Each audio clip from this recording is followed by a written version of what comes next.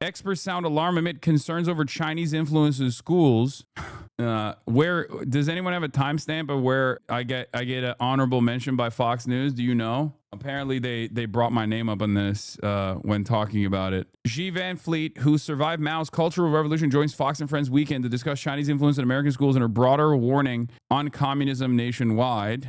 Owned groups have been buying up schools across the United States, including Spring Education Group, with ownership of 240 schools across 19 states. And they're funded by a Chinese investment firm whose CEO has been described as, quote, an ardent Chinese nationalist. Xi Van Fleet was born in China, and she lived through the Cultural Revolution. Short. We'll just watch She it. joins us now. Xi, always great to have you on.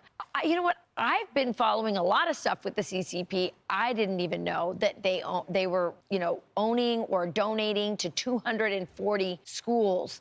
Explain to our viewers why the Chinese would want to have this happen, what they're up to. Yeah, I think it's so important for Americans to understand that CCP, since its founding in 1921, always regard America as its arch enemy and has been never stopped working. No, literally wrong. Wrong to a degree where it's like, not only is this wrong, but it's so wrong that I would go so far as to say that like the USSR post World War II was the number one op for America and vice versa. Whereas China, in many circumstances, in many instances, with the exception of like the Korean War, for example, was aligned with the United States of America on foreign policy, as a matter of fact. So definitely wrong. And also extra wrong when you say like, oh, since 1921. That's super wrong. They were incredible allies during World War II. What the fuck? To weaken and undermine the United States in order to replace it to become world superpower. And education has been the very important battleground. And since the early 2000s, they started with the higher education, with the Confucius institutions everywhere in the United States. And then they moved to the public schools with donation and exchange programs such as sister school programs. And now they're moving towards private schools, buying a lot of them. And so in 2015, they bought the high school, New York Military Academy, where Trump attended. Yeah. And why? They're not here to make money. They're not invest to make money. They're here to take over American education and turn our classroom into the little red classroom and our education into American education with CCP characteristics. What they really want is generations of people like Hassan Piker. This influencer just went to China and then told his millions of followers that China offered the solution for America. Communism is the solution to the problems that capitalism created in America. That is what they want. And that is very, very dangerous. Yeah, it certainly. That's right, baby. That's right. That's what I did. That's me. Let's go. It's so, this is,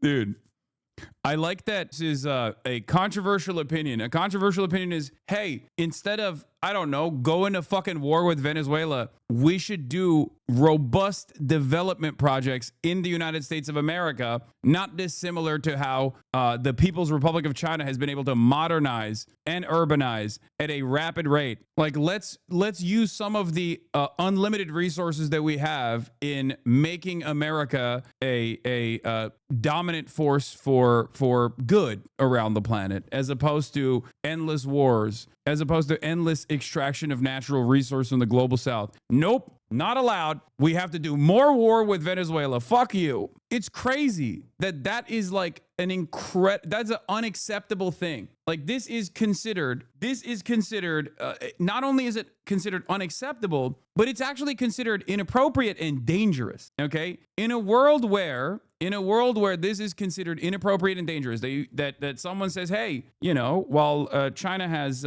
plenty of issues in its own governance as well, and ways of governing that Westerners would probably not appreciate, there is a lot of good lessons that we can learn from how well they've developed in such a short period of time. And you say that, and people go, abso-fucking-lutely not. How dare you say that? That is insane. Is and by the way, you mentioned that New York Military Academy, that is the school that President Donald Trump. So clearly, they're trying to influence the elites in the future elites. Like the Confucius Institutes that they talk about are basically like educational partnerships. Okay, that's what they're talking about. It's like to promote Chinese language and culture. That's it. That's the stated goal of Confucius Institutes. It's like the same principle behind like sister cities, you know what I mean? To promote like international cooperation, things like that. And these people literally fucking lose their minds. They're like, no, this is propaganda. I'm gonna be honest with you. If you think it's dangerous propaganda to say that like there are certain things we can learn about how China was able to develop so rapidly, if you find that to be dangerous propaganda, then you're a deeply unserious person, okay? If you think it's dangerous propaganda to promote international cooperation with every country, including with China, and you think that that's dangerous propaganda, perhaps you're the one who's doing dangerous propaganda, okay? It's ridiculous. It is fucking ridiculous. Ultimately, all of this revolves around basically saying China bad, China bad, China bad, China wrong, China bad. Quick TikTok, why rich Chinese students are studying in America. Oh, I know this one. Here, I know the answer to this. It's because they can't get into Peking University or Chinese universities. And that's why wealthy people go to America, because in comparison to Chinese institutes of higher learning, it's much easier to get into fucking Harvard, especially because there isn't a lot of greasing of the wheels to get into there isn't a lot of greasing of the wheels to be able to get into the Chinese universities. It's a strictly meritocratic process. It's the same principle behind private institutes of higher learning in Turkey as opposed to the much more competitive public institutes in Turkey. It's the same for Turkish public high schools and public colleges, which are free and are incredibly difficult to get into because it's purely based on your scores. That's it. The reason why a lot of wealthy children of wealthy Chinese people and like party members and stuff come to the United States of America as opposed to staying in China is because they can't get into the best possible Chinese university. It's the same in any country that has like a public. It's identical in any country that has a public institute of higher learning process.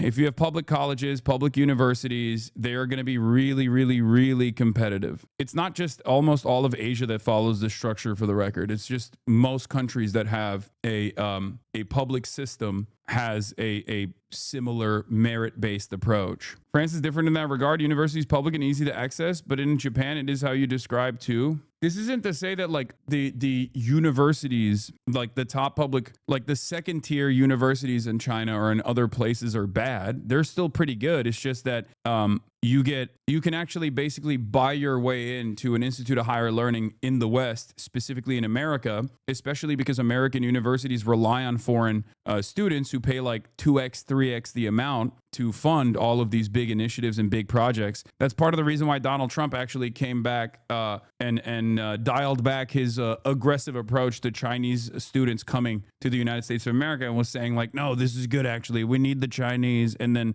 Laura Ingraham famously was like, what do you mean? They're not French. And he was like, oh, do you think the French are so good? They're not good.